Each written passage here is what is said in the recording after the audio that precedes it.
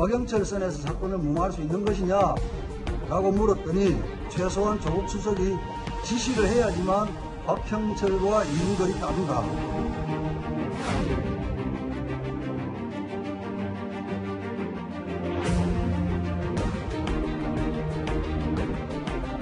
그건 프라이버시 문제라고 생각합니다. 자.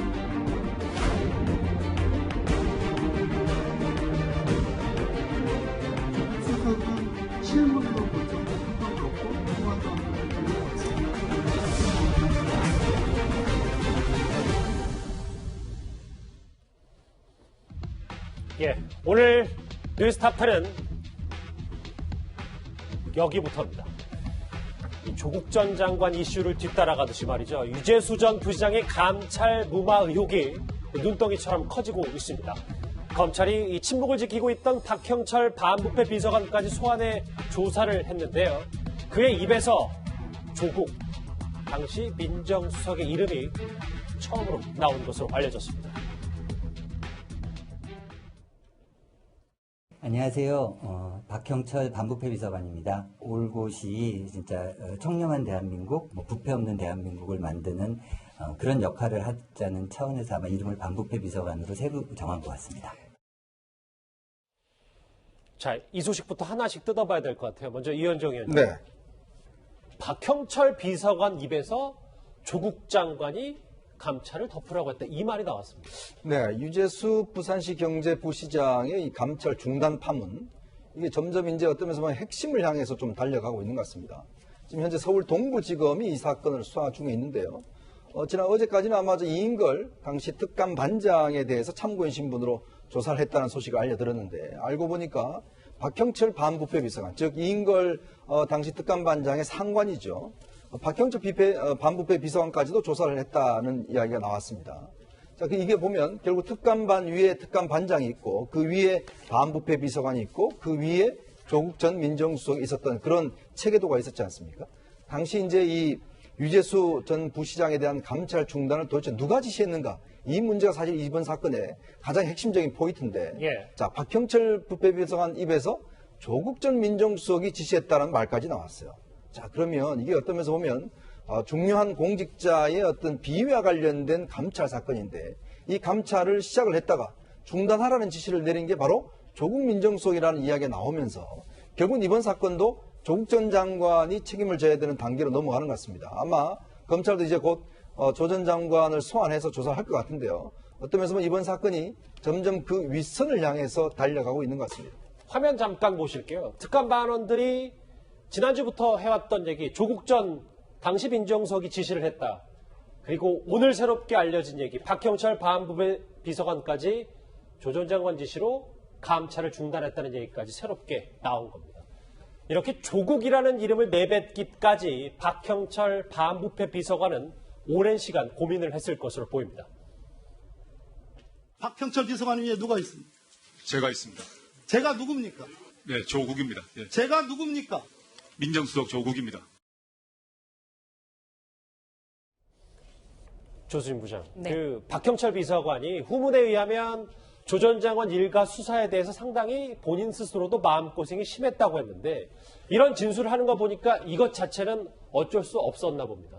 자, 우선요. 예. 이 박형철 반부패 비서관은 조국 전 장관과도 친하고 지금 현재 조국 전 장관 일가를 수사하고 있는 윤석열 검찰총장과도 친하죠. 그러니까 양쪽 다 친하니까 이거는 괴로울 수밖에 없는 구조입니다. 우선 윤석열 검찰총장과의 인연은 2013년 4월에 국정원 댓글 사건 수사팀이 계기가 됐습니다. 이때 외압에 맞서서 윤석열 검찰총장이 현재의 자리까지 오는데, 당시에 국정원 댓글 수사팀에 외압을 행사하자 반발한 사람, 팀장 윤석열, 부팀장 박형철이에요. 예. 그러니까 윤석열 검찰총장하고 당연히 친할 수밖에 없죠. 그리고 조국 전 장관이 장관 지명되기 전까지 민정수석 했잖아요. 그런데 민정수석 산하에 있는 것이 반부패 비서관이라는 거죠. 그리고 김태우 전 수사관의 폭로가 시작된 게 올 2월이었어요. 그렇기 때문에 박형철 반부패 비서관은 보고 라인에 있었고, 그렇기 때문에 이쪽 수사하는 쪽과 가깝고, 또 수사를 받는 쪽과도 가깝고, 예. 또 자신의 문제도 또 걸려 있어요. 그러니까 무슨 얘기냐면 김태우 전 수사관이 이런 얘기를 했습니다. 특감반원 시절인 작년에 검찰 간부의 비위 관련 첩보 보고를 올렸는데 예. 이 건은 바로 특감반 책임자인 박형철 반부패 비서관이 그 검사에게 전화를 걸었다. 그러면서 별거 아니니까 신경 쓰지 마라. 이랬다는 거예요. 예. 그러면 점점 더 수사가 진행되면요. 이 유재수 전 부시장의 감찰을 누가 중단시켰느냐. 이 건과 관련 없이 또 다른 건으로 수사 대상자이기도 하죠. 네. 그런 면에서 굉장히 핵심 인물이고 지금 박형철 반부패 비서관이 현재까지 유재수 전 부시장에 대한 감찰을 누가 중단했느냐. 여기에 대해서는요. 조국 전 민정수석하고 답변할 수밖에 없어요. 왜냐하면 자기 반부패 비서관의 바로 상급자잖아요. 예. 문제는 조국 전 법무부 장관은 누구의 지시를 받고 과연 감찰을 중단했을까?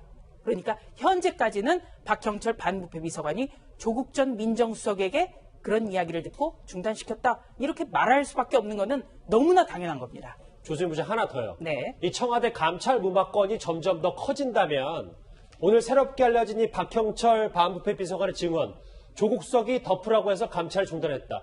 이 발언이 불을 붙이는 계기가 될 수 있지 않겠습니까? 그렇습니다. 그러니까 조국 전 장관은 민정수석이었기 때문에 민정수석실의 특감반 사안에 대해서 총책임자예요. 그러면 당연히 조국 전 장관을 불러서 조사할 수밖에 없어요. 그런데 박형철 비서관이 조국 전 장관을 민정수석이기 때문에 불러야 된다라고 확인을 해준 거죠. 예. 네. 그렇기 때문에 명확하게 피의자 신분으로 소환 조사할 수밖에 없게 됐습니다. 이번 건에 대해서 좀 촉발이 되는 박형철 비서관의 말이 아닌가 싶은데요. 조금 시계를 돌려보겠습니다. 당시 금융위원회의 유재수 전 부시장의 비위 의혹을 통보한 이 백원우 당시 민정비서관도 검찰의 칼날을 피해가긴 어려울 것으로 보입니다.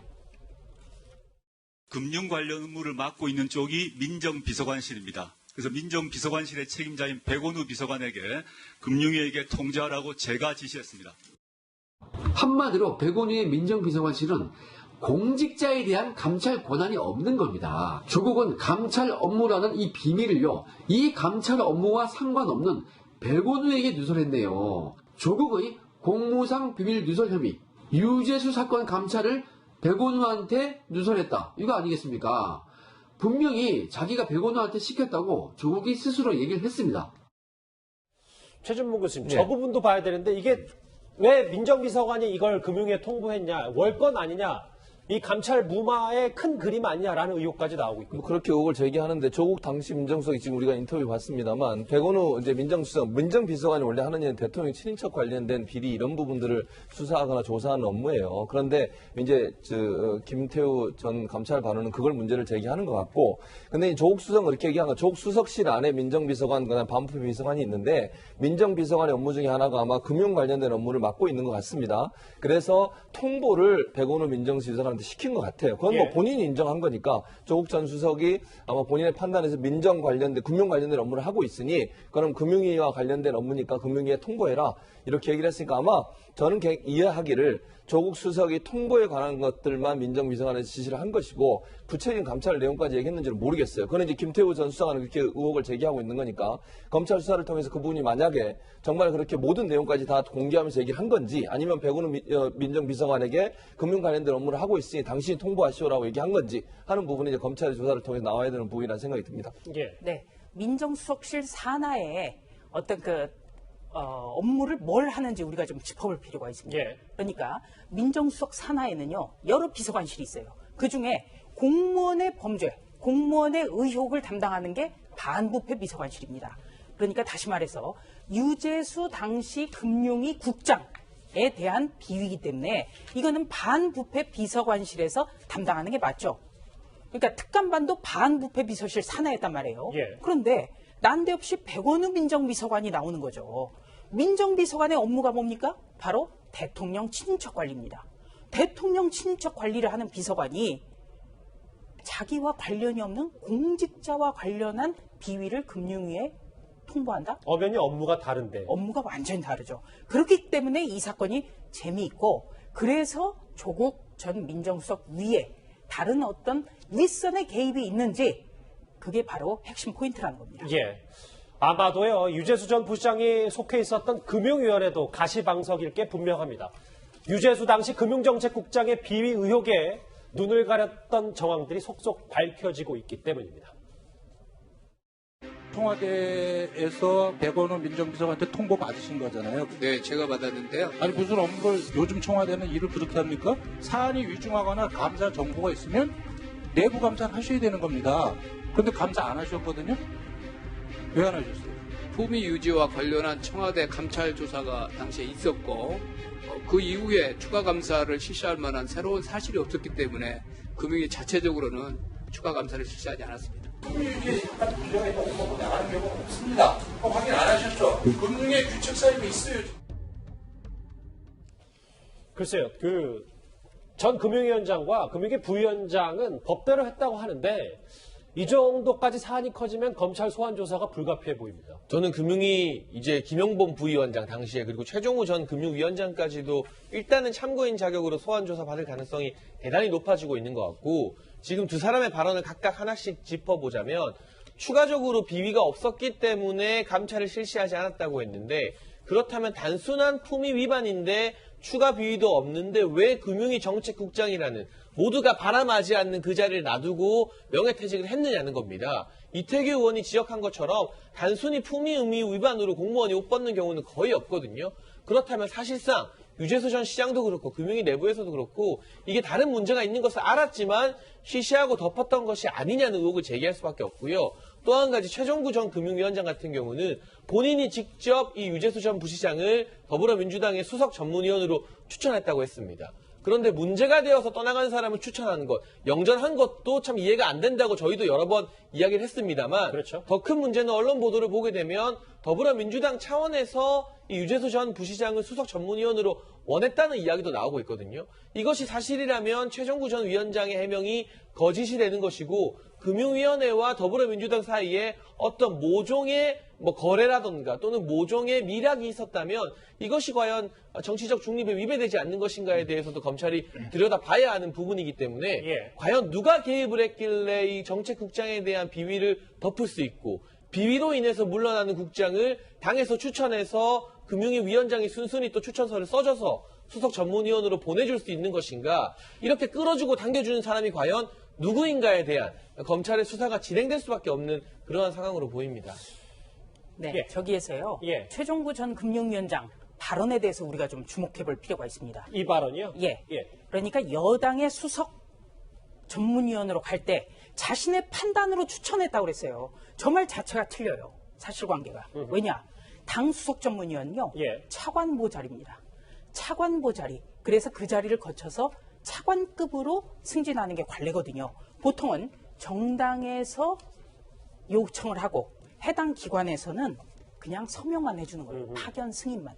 그래서 어떻게 보면 제 판단으로 추천했다. 저 말은 아주 나쁘게 좀 아주 비판적인 시각으로 보면 누구를 보호하기 위해서 자신이 추천했다라고 하는 것이다. 이렇게도 볼 수 있습니다. 알겠습니다. 그 부분도 검찰이 들여다보고 그렇습니다. 있겠죠.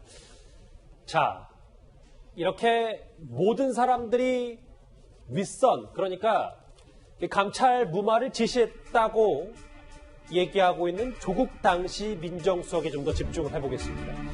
결국 가족 수사, 그러니까 이 가족 수사의 버금가는 뼈아픈 사건과 마주하게 됐는데요. 동부지검이 조국 전 장관을 소환, 통보한 겁니다. 유재수 전 금융위 국장 경우에 있어서는 그 비위 첩보가 저에게 접수되었습니다.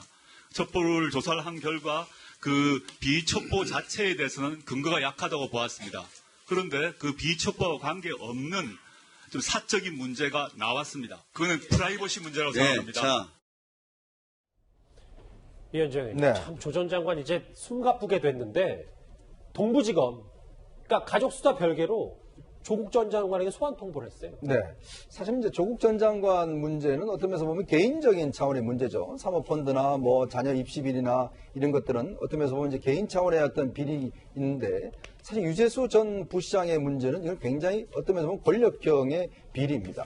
자, 그렇기 때문에 저는 오히려 이 사건 자체가 더 중요한 의미로 지금 다가온다는 생각이 들고, 그렇다면 어떤 면에서 보면 조국 장관의 지금 혐의는 그렇습니다. 자, 이 사건이 처음에 유재수 장관의 비위가 접수가 됐을 때, 이 감찰 이 실시를 누가 지시하냐면 바로 조국 전 장관이 지시를 한 거예요. 자, 이걸 한번 감찰해봐라 라고 승인이 떨어졌습니다. 자, 그래서 이제 감찰반에서 조사를 한 거예요. 그래서 2차례 불러 조사를 했습니다. 자, 그러다 보니까 내용이 보니까 이게 문제가 있다는 걸 느낀 거예요. 자, 그런 상황에서 갑자기 감찰 중단 지시가 내려왔어요. 좀 전에 우리가 이야기를 했지만 그 지시를 누가 했느냐? 박형철 비서관이 조국 전 장관이 했다는 거 아니겠습니까? 자, 그러면 사정 변경이 뭐가 있었냐는 것이죠. 즉, 감찰 처음에 비리를 접수를 제보를 받고 난 다음에 지시를 한 상황과 조사를 했는데도 문제가 드러났지 않습니까? 그렇죠. 그럼에도 불구하고 왜 중단 지시를 했는지 지금 좀 전에 나왔지만 이 기본적인 비리 혐의에 대해서는 별거 아닌 걸로 나왔는데 다른 사적인 문제가 있었다고 이야기를 했잖아요. 그럼 도대체 그 사적인 문제가 뭘까요? 자, 그럼 그 사적인 문제가 있으면 예를 들어서 그렇다면 금융위에 조사를 했어야죠. 왜냐하면 이 기본적으로 고위공직자의 사적인 문제도 이거 굉장히 업무 관련성이 있다라면 문제가 되는 거 아니겠습니까? 예전에 외교부가 그 어떤 공무원에 대해서 감찰을 했을 때 본안에 대해서는 혐의가 안 나왔어요. 근데 사적인 문제가 나왔습니다. 그래서 따로 징계를 했어요. 따로 조사를 해서. 똑같은 적용을 하면 당연히 금융위에서 그리고 유재수 전 시장에 대해서 조사를 하고 징계를 했어야 되는 게 당연한 거 아니겠습니까? 자, 그 혐의의 문제. 그러면 또 하나는 조국 전 장관과 유재수 씨는 일면식이 없다고 그랬어요. 잘 모른다고 그랬습니다. 자, 그러면 잘 모르는 사람한테 왜 직접적으로 조사를 중단을 지시를 했을까? 그렇다면 본인도 누군가한테 뭔가 이야기를 들은 게 있지 않을까라는 생각이 드는 거죠. 어떤 면에서 보면 지금 상황이 보면 폭탄 돌리기 전에 상황이 아닌가 싶어요. 자, 박형철 비서관은 조국 전 장관에게. 그러면 조국 전 장관은 뭔가 본인도 이유를 대야 될 거 아니겠습니까? 누구한테 폭탄을 돌릴 것인가? 그게 바로 검찰 조사의 핵심인 것 같습니다. 조수진 부장, 저하고 화면 같이 보실까요? 지금 사실 이 논란의 핵심 밑에서부터 지금 검찰이 조사를 하고 있는데 다 참고인 신분으로 검찰에 나왔거든요.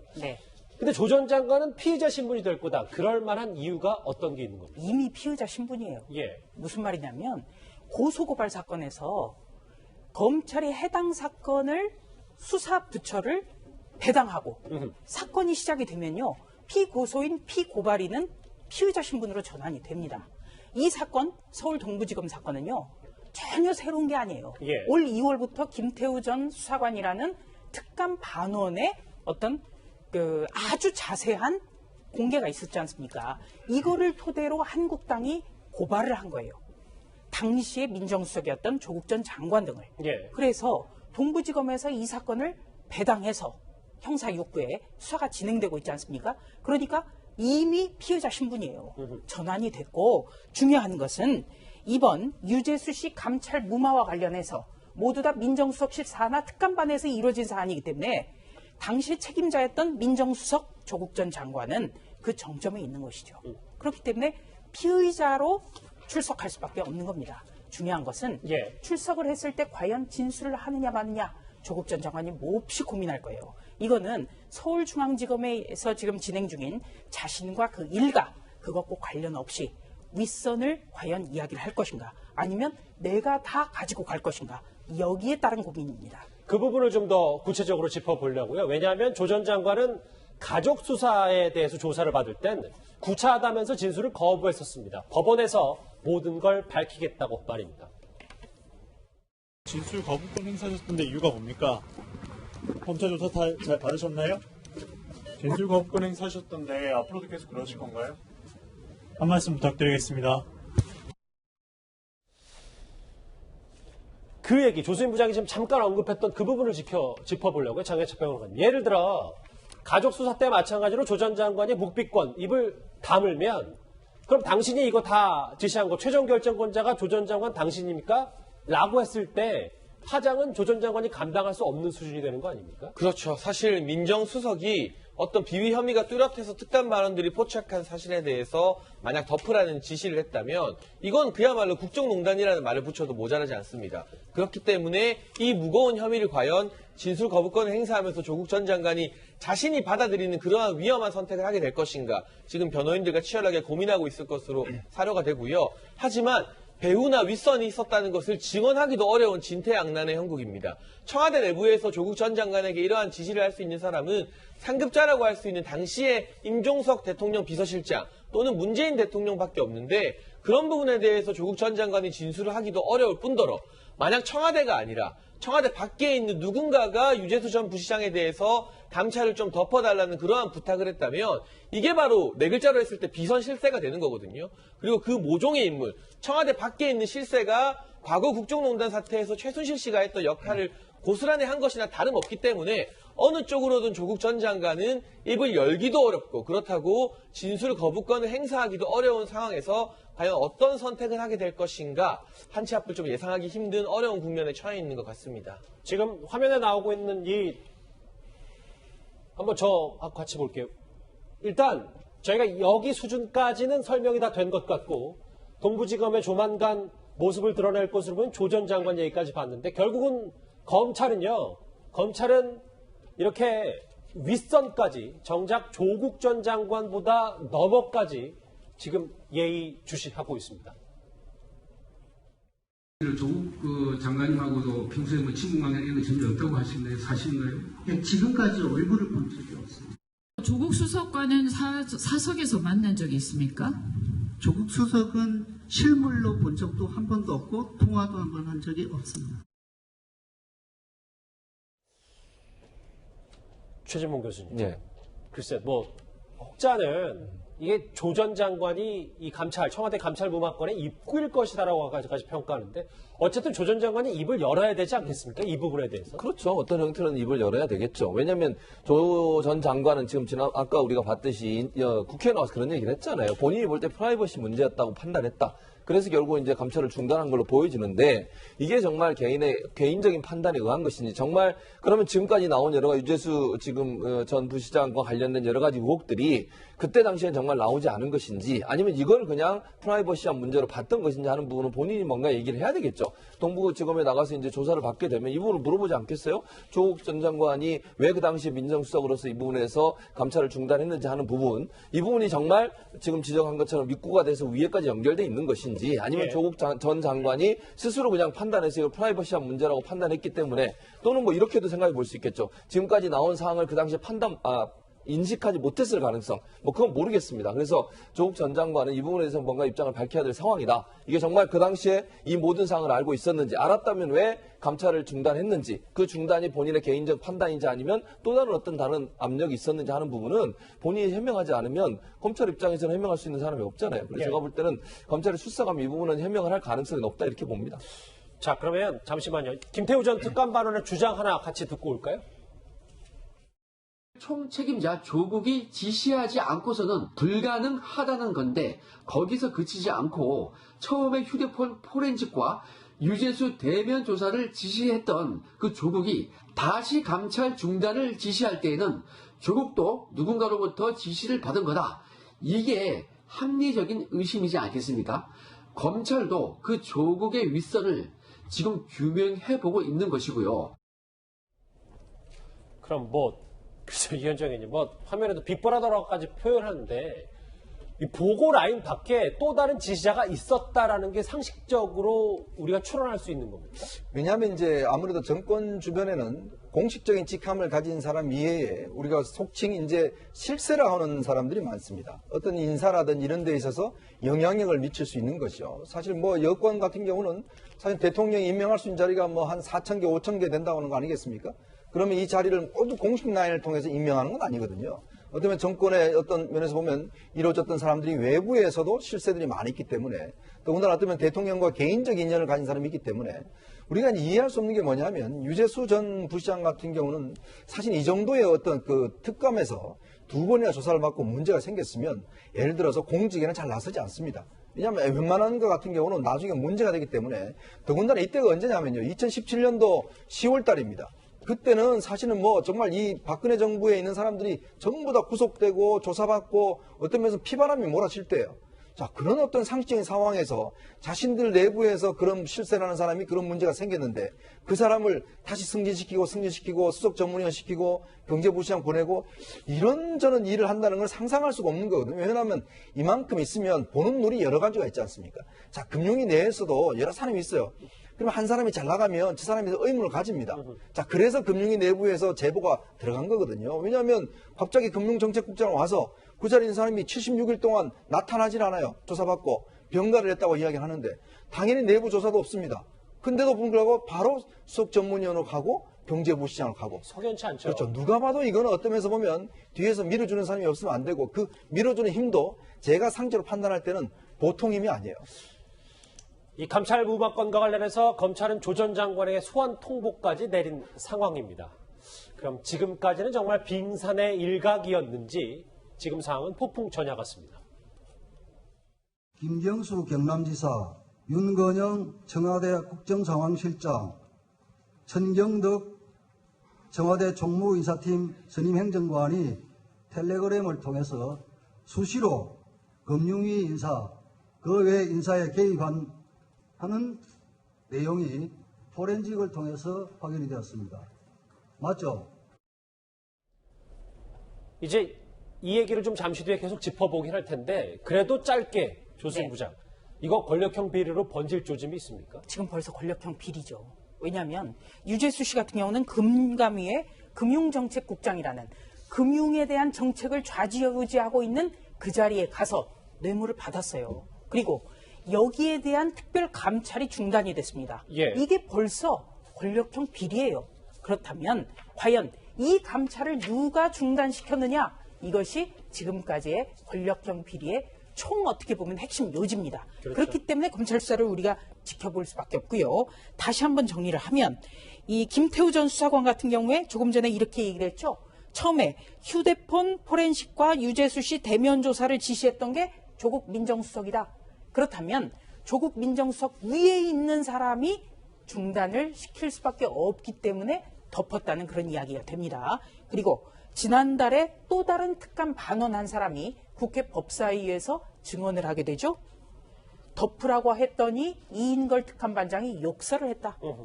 이거는 최소한 조국 민정수석 아니면 그 윗선의 지시가 아니라면 특감반장이 이런 태도를 보이겠느냐. 그렇기 때문에 우리는 검찰 수사, 특히 조국 민정수석 위에 누군가 여기에 대해서 관심을 가질 수밖에 없습니다.